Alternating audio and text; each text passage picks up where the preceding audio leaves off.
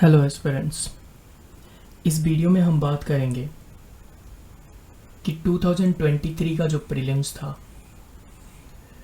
Why this was the toughest prelims averse. आज तक जितने भी प्रीलिम्स हुए हैं यूपीएससी के हिस्ट्री में, ये जो प्रीलिम्स था it was one of the toughest prelims. ठीक है, तो इस वीडियो में हम बात करेंगे कि इतना टफ पेपर बनाने का, ठीक है, रीजन क्या था। फिर हम बात करेंगे कि प्रीवियस ईयर ट्रेंड क्या रहे हैं, इस ईयर में ऐसा क्या बदलाव किया गया है कि जो पेपर है वो इतना टफ हो गया है, और कट ऑफ क्या होगा, ठीक है, और आगे बच्चों को क्या करना चाहिए, मतलब what should be the way forward. ठीक है, let us start with the reasons. तो सबसे पहला जो रीज़न है, ठीक है, आप देखोगे कि जितने भी टॉपर्स थे, प्रीवियस ईयर टॉपर्स, या फिर जितने भी यूट्यूब पे टीचर्स हैं, ठीक है, उन्होंने एलिमिनेशन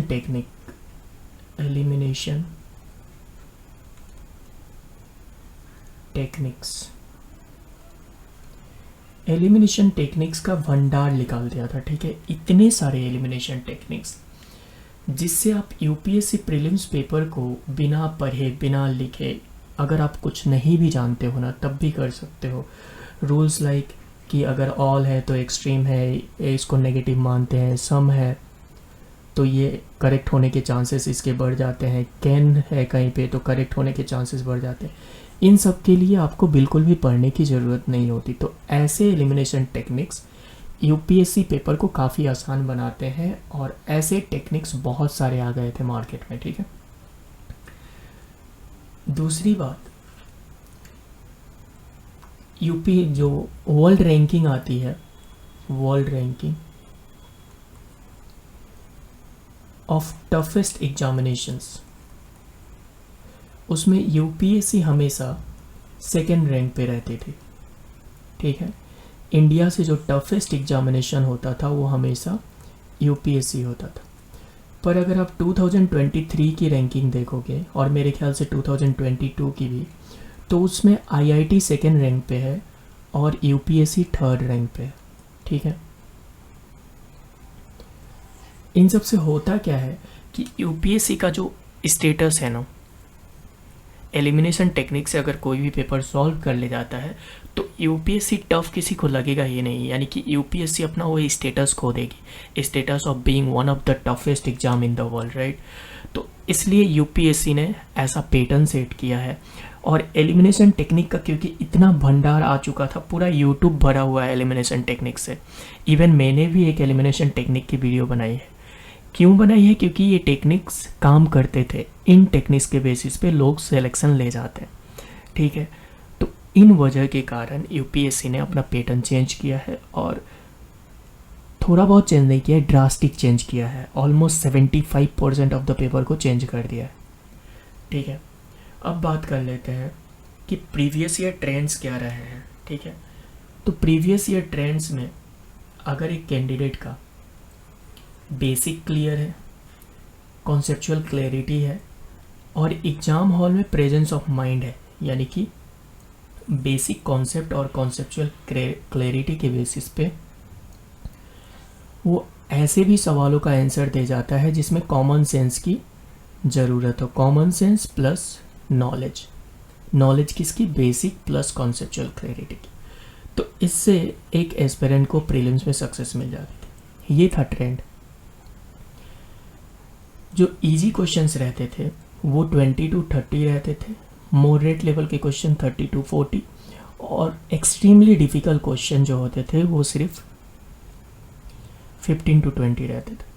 और सी सेट का पेपर ना तो ज़्यादा टफ ना ही ज़्यादा आसान, एकदम बैलेंस पेपर रहता था।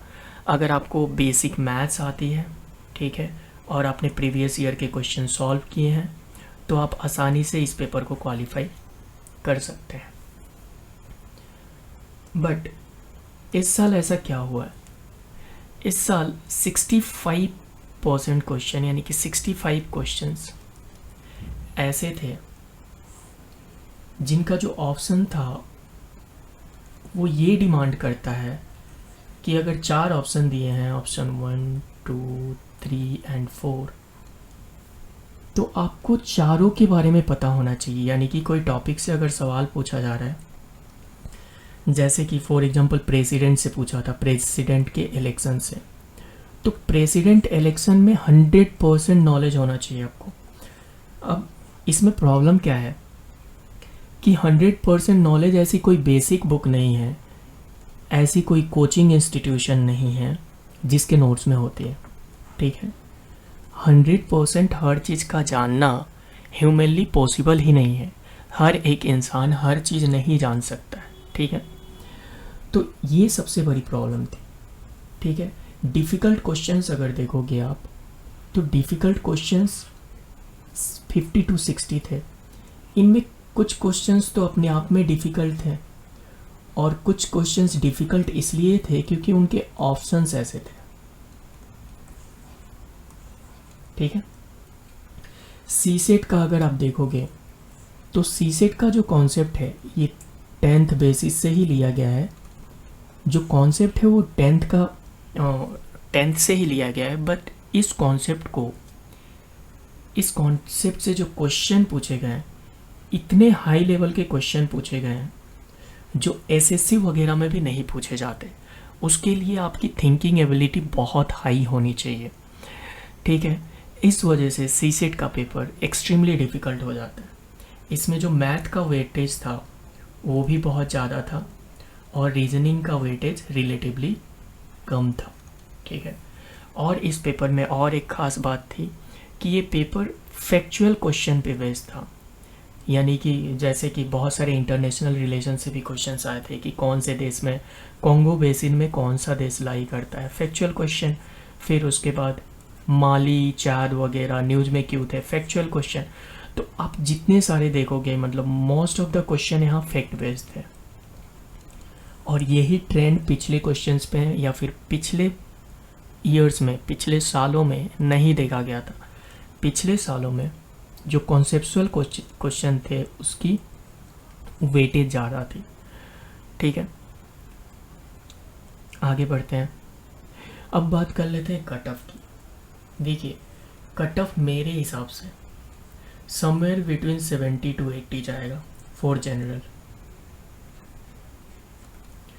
और अगर इससे ऊपर जाता है, ठीक है, तो एक ही वजह हो सकता है, क्योंकि पेपर इतना टफ था तो कोई भी स्टूडेंट 50 क्वेश्चन तो करके नहीं आएगा, है ना।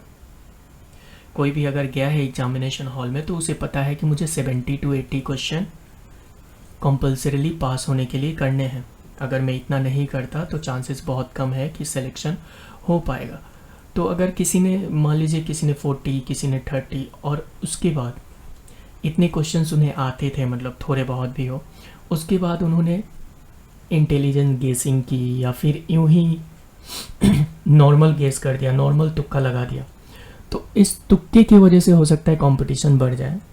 बट अगर आप नॉलेज के बेसिस पे बात करो तो मुझे नहीं लगता कि इस पेपर का कट ऑफ जो है 70 to 80 से ऊपर जा सकता है, ठीक है। तो मेरे हिसाब से जो कट ऑफ होगा वो 70 to 80 ही होगा। वे फॉरवर्ड क्या है? सबसे पहली बात, चाहे आपका प्रीलिम्स क्वालिफाई हो रहा हो या ना हो रहा हो, आपको मेंस की प्रिपरेशन करनी है।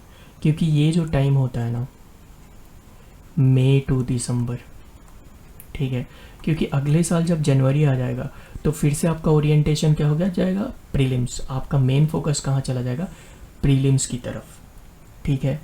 ये जो मेन मई टू दिसंबर का टाइम है, या फिर मई तो चला ही गया है, जून टू दिसंबर का, ये सबसे अच्छा टाइम होता है मेंस प्रिपेयर करने के लिए। अगर आप मेंस प्रिपेयर करते हो इस टाइम, अगर आपका प्री क्वालिफाई हो गया तब तो आपको करना ही पड़ेगा। तो आपका जो प्री के रिजल्ट का वेट करने का समय रहेगा, वेट करने में जो आप टाइम गवाओगे वो आपको टाइम नहीं मिलेगा, मतलब वो आप यूटिलाइज कर पाओगे अगर आप अभी से मेंस की तैयारी कर लेते हो तो। और अगर आपका प्री नहीं हुआ, अगर प्री नहीं भी हुआ तो भी आप अगले साल के मेंस के लिए वेल प्रिपेयर्ड रहोगे, ठीक है, वेल प्रिपेयर्ड। और अगले साल के मेंस के लिए वेल प्रिपेयर्ड रहना ज़रूरी क्यों है?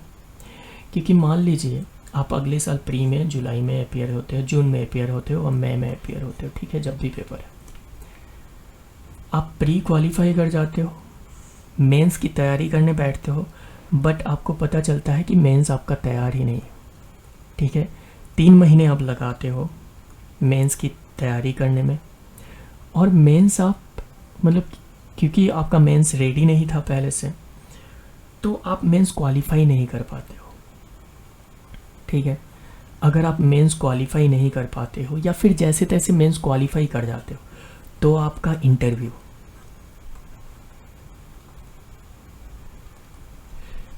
इंटरव्यू आएगा। बट अगर आप सॉरी, अगर आप मेंस यहाँ पे क्वालिफाई नहीं करते हो तो क्या होगा, ये आपका सितंबर में एग्ज़ाम होगा, ठीक है। अब सितंबर के बाद आपके पास फिर कितना टाइम बचेगा? सितंबर, अक्टूबर, नवंबर, दिसंबर, ठीक है, जनवरी, फरवरी, मार्च, अप्रैल, इधर तो फिर तो ये 3 महीने आपके पास फिर बचेंगे, ठीक है। इस 3 महीने में आपको फिर से क्या करना पड़ेगा? आप कंफ्यूज हो जाओगे कि आपको पढ़ना क्या है, क्योंकि मेंस तो अभी अभी आपने पढ़ा है जो कि कंप्लीट नहीं हुआ है, ठीक है। तो इस वजह से आप एक सर्कल में फंस जाते हो जिसमें आप प्री क्वालिफाई करते हो, मेंस भी कभी क्वालिफाई करते हो, फिर इंटरव्यू जाते हो, इंटरव्यू के टाइम प्री के लिए टाइम नहीं मिलता, फिर प्री देते हो, फिर मेंस के लिए टाइम नहीं मिलता, और एक सर्कल बन जाता है ऐसा जिसमें आप फंसते ही जाते हो, ठीक है। इसलिए आपको मेंस की तैयारी करनी है, और जून टू दिसंबर ये यूपीएससी के टाइम में, यूपीएससी के जो भी टाइम पीरियड है उसमें बेस्ट टाइम होता है कि आप अपना मेंस रेडी कर लो, ठीक है। अब बात करते हैं प्लान बी की। यूपीएससी का जो पैटर्न रहा है, जो भी यूपीएससी की क्वेश्चन पेपर आया है इस बार, या फिर जैसे जैसे आप देख रहे हो कि यूपीएससी कैसे अपना पैटर्न चेंज करते जा रहा है, इससे क्या हो रहा है ना कि यूपीएससी की प्रेडिक्टेबिलिटी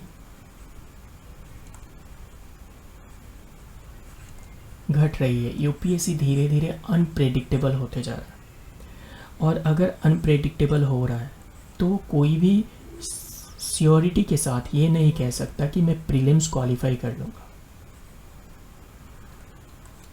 ठीक है।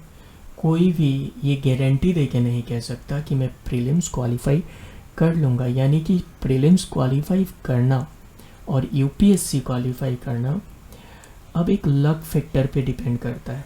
लक फैक्टर क्या है कि अगर ऐसे क्वेश्चंस आए जो आप पढ़ के गए हो by luck, not by knowledge, ठीक है, बाय लक अगर ऐसे क्वेश्चंस पढ़ गए जो आप पढ़ के गए हो तो आपका प्रीलिम्स और मेंस क्वालिफाई हो जाएगा। मेंस तो फिर भी प्रेडिक्टेबल है to some extent, prelims qualify हो जाएगा, ठीक है।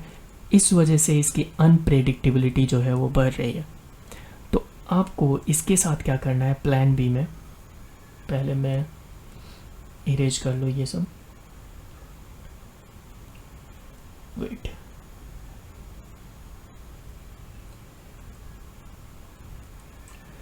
प्लान बी में आपको स्टेट पीसीएस, ठीक है, जिस भी आप स्टेट से बिलोंग करते हो, अगर आप यूपी से बिलोंग करते हो तो यूपी पीसीएस, बिहार से बिलोंग करते हो तो बीपीएससी, एंड अदर स्टेट से बिलोंग, हरियाणा से एचपीएससी होता है शायद, ठीक है।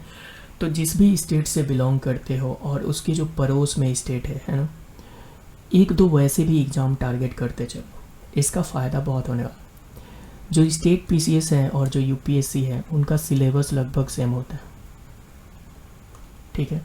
दूसरा, यूपीएससी आजकल फैक्चुअल चीज़ों के बारे में बहुत पूछ रही है, ठीक है। यूपीएससी क्या पूछ रही है? फैक्चुअल डाटा बहुत पूछ रही है। और इन स्टेट एग्ज़ाम्स की जब आप तैयारी करते हो तो इन स्टेट्स में ऑलरेडी फैक्चुअल चीज़ें पूछी जाती हैं, तो फैक्चुअल चीज़ें आपकी पहले से रेडी होंगी, ठीक है। इस वजह से आपको प्लान बी को लेके साथ में चलना है। Last one is start memorising, मतलब अभी तक यही बोला जाता था कि अगर आप कॉन्सेप्ट को याद कर लेते हो तो दैट कॉन्सेप्ट समझ जाते हो और थोड़ी बहुत मेमोराइजिंग कर लेते हो तो मोर देन एनफ है। बट यूपीएससी क्योंकि अब फैक्चुअल चीज़ों पे फोकस कर रही है, ठीक है, तो आपको फैक्चुअल चीज़ें जहाँ भी आपके बुक में स्टैंडर्ड सोर्सेस में फैक्चुअल चीज़ें दिखे उनको आपको मेमोराइज करना चालू कर देना है। ठीक है, that's it. Wish you luck.